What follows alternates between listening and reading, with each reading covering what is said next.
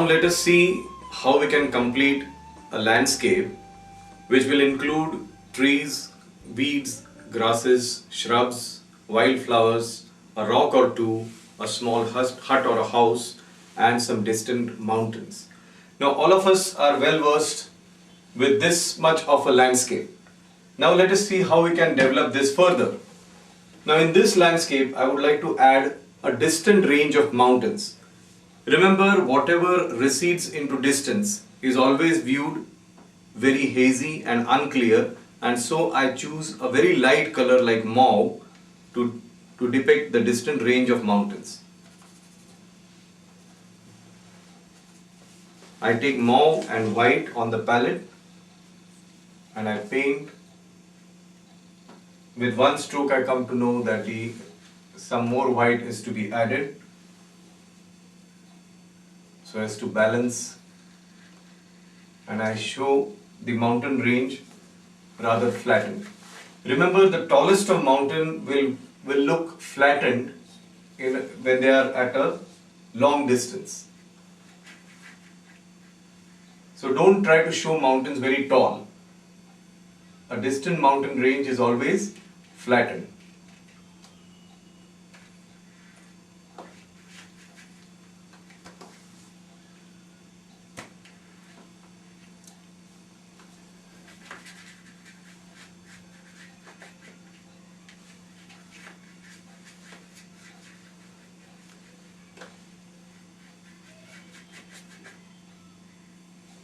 In order to show some light striking the top of the mountain, I make use of some white and add some white to the tops.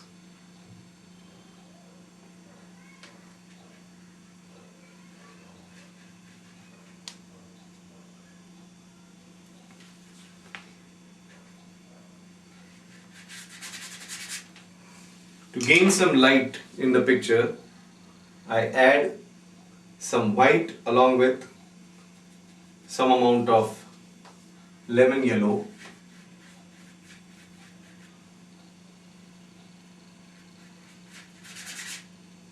which immediately brings out a lot of light in my picture.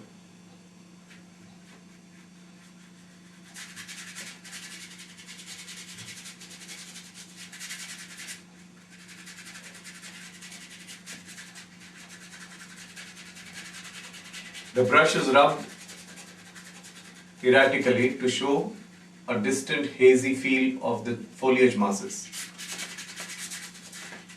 At the same time, I get the feel of a distance because of the light colors used, and the whites which I have added in the center or in the middle ground, they give you the feel of light, more of light striking that area. Now we wait for this layer to dry, and then we will see how we can add bushes, weeds and grasses. Let us now start painting the weeds, grasses and shrubs in the foreground. I start by first making use of olive green mixed with a touch of golden yellow, and these are practically direct paints from the tube. And I employ my round brush, my medium round brush, in a vertical manner, running it across the paper. I remove excess of water by pressing it on the rag, and then once again I pick up paint, a combination of olive green and yellow, golden yellow, and I roll the brush up and down, to and fro, to create the effect of weeds and grasses in the foreground. The texture of the paper also helps me a lot to achieve the results which I want.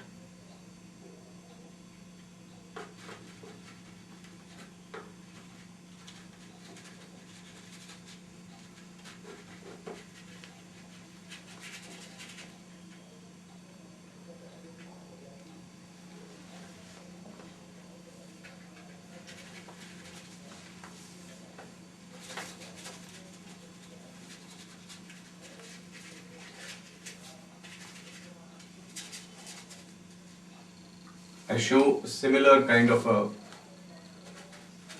weeds and grasses growing on the other side.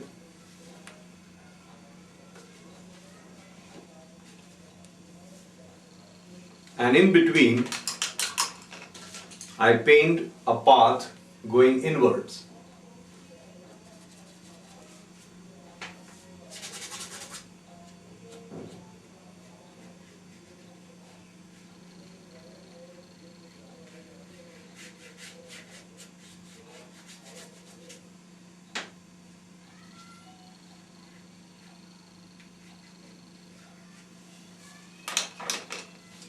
It would be more proper to make use of a thin round brush which is called the liner brush. It's a mixture of burnt sienna, which is a light brown, and white.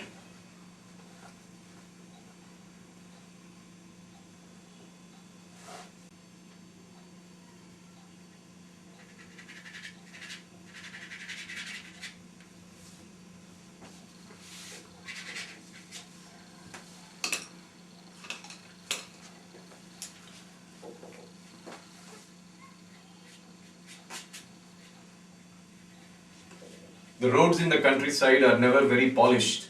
They appear rugged and ill-kept, which in fact is the beauty of the roads in villages. So I just add a few specks of color to show a very irregular path.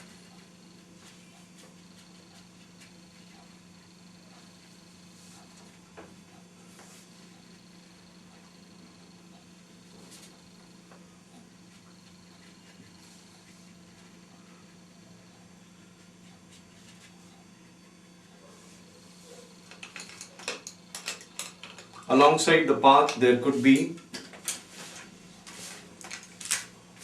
some shrubs and weeds which I can add with a thin round brush using a combination of olive green and golden yellow.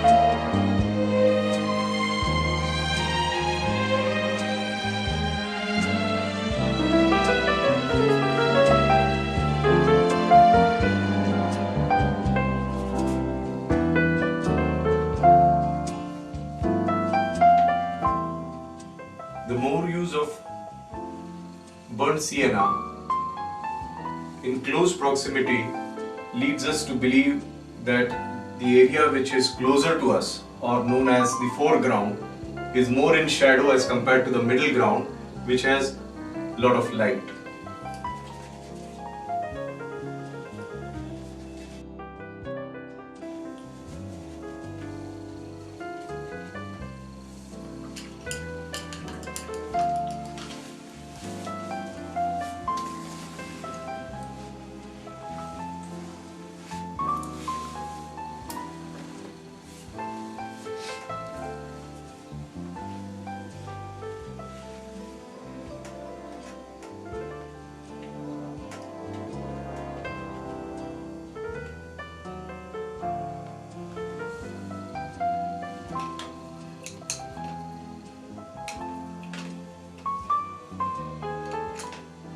With the use of a thin round brush, we can add a few flowers to make it look more lively.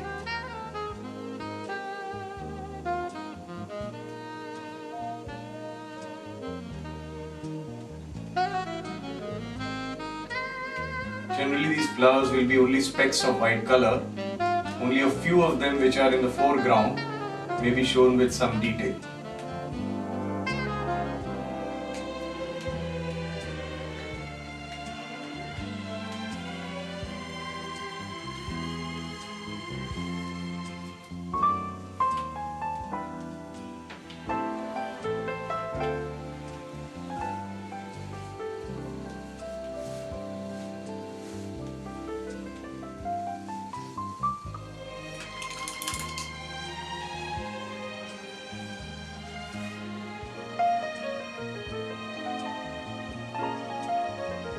Some more details for the white flowers in the foreground.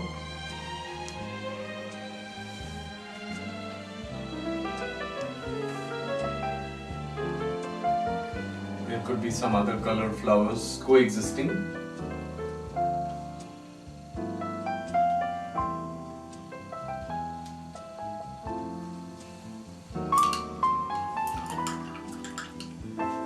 Now let us see how we can add a house in the middle ground, which is situated rather at some distance.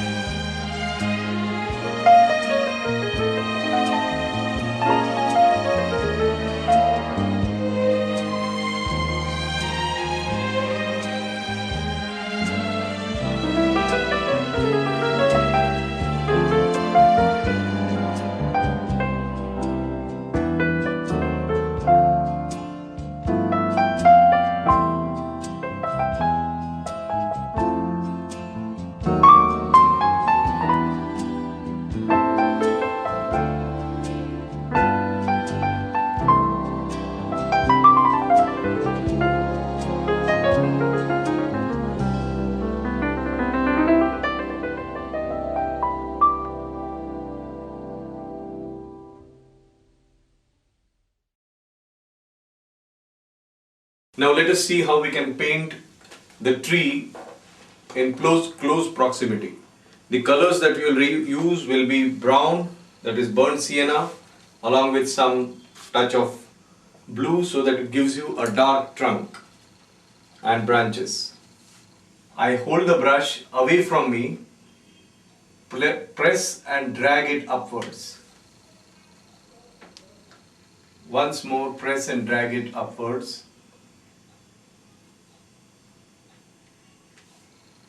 And each time I make a stroke,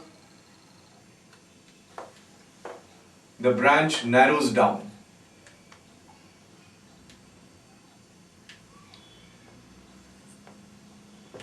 At all times, when you paint a tree, remember that the branching takes place in a narrowed down manner. Simultaneously, I show some textures on the branch.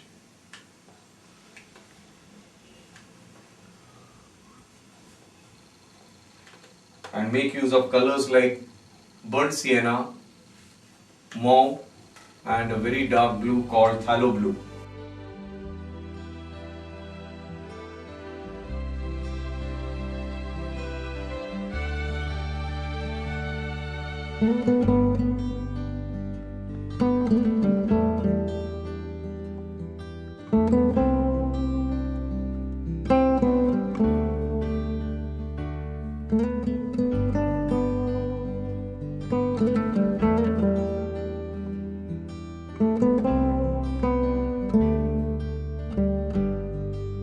So I keep dragging the brush up each time, narrowing down my brush strokes, using the brush more perpendicular every time I want a finer branch. And I get a very beautiful feel of the tree. This is how you would also paint the leafless trees.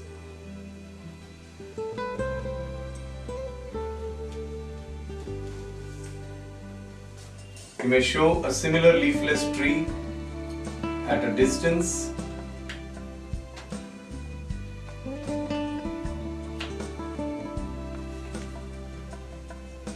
But without much details, and cast its shadow by just pulling the acrylics with your finger.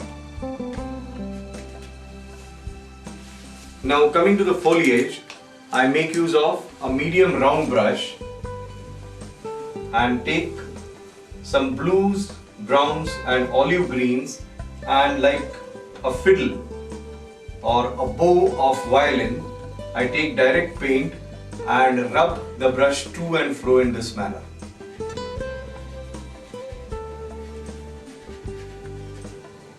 Very quickly I get the feel of the tree foliage.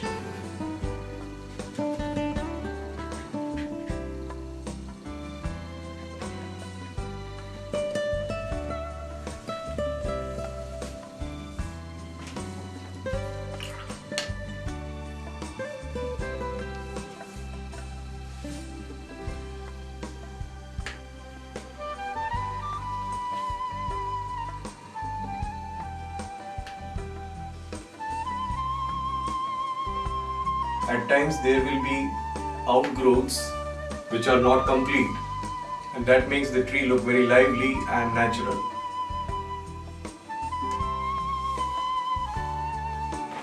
In order to show additional light striking, I make use of almost pure yellow with very little green in it, and I add the yellows on top. Again holding the brush like a violin bow or a fiddle.